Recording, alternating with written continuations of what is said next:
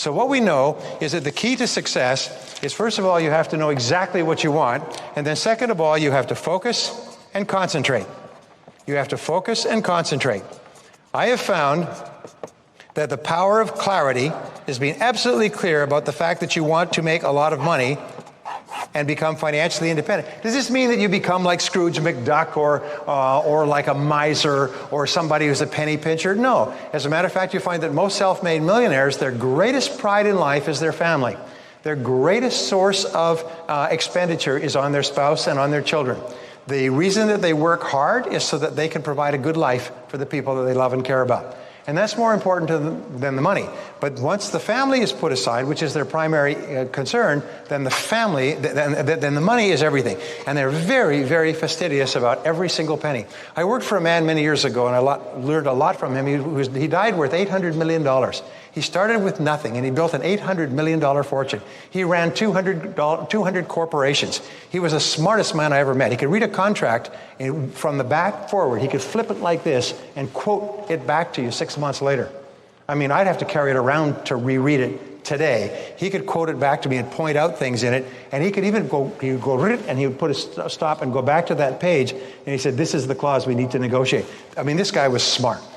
He died worth $800 million, but you know, nothing gave him greater pleasure than to sit at the counter of the delicatessen up the street and eat a cheap pastrami sandwich for lunch. This guy owned the building, he owned the street, he owned most of the property, and he loved to save money. And what I found, he lived in a beautiful home in Palm Springs, he had beautiful homes, he had a private jet that was at his call at all times, but when it came to thinking about expenditures, he was very, very frugal. Now, my friends who wrote The Millionaire Next Door said that there's one quality that seems to be characteristic of all self-made millionaires. It's frugality, is that they save their money. They're very careful with their money until they're wealthy. He said people who earn an enormous amount of money, in Texas they call them big hat, no cattle. In other words, they make a lot of money, but they're broke. They got no cattle. They got a big hat, but no cattle. These people spend their money as fast as they make it. You know that most of the people who look like they have money don't really have any? And the people that don't look like they have money often are millionaires. Why? It's because they say that the number one problem is the inability to refrain from spending. People make the money and they have this incredible desire to spend it. So I'm going to give you 3 keys to getting your finances under control and beginning the process of becoming millionaires.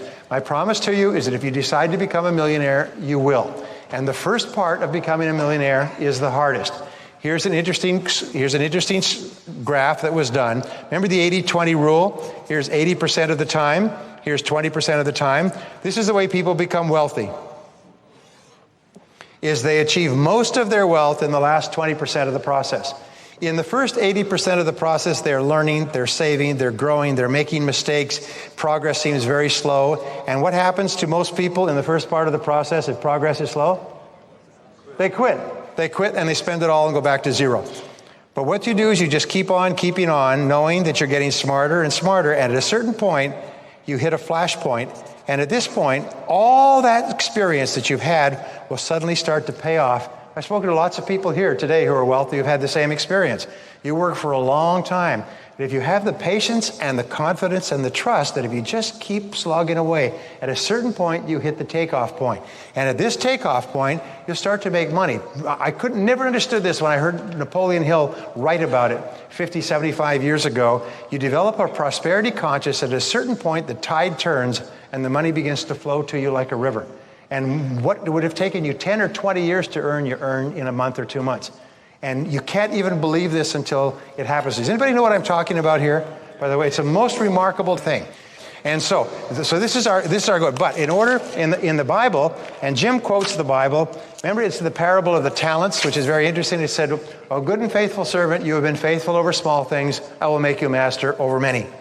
And the only way that you can become a millionaire is by first becoming a 100-aire, and then a 500-aire, and then a 1,000-aire, and then a 2,000-aire, and so on. People say, well, I want to jump from here to great financial success. That has never happened and will never happen. The era of the dot-com was an aberration in human history. It wiped out $5 trillion worth of wealth and probably destroyed more lives financially than any other plague in history. That's never going to happen again. The way that we make money is we work hard and save our money.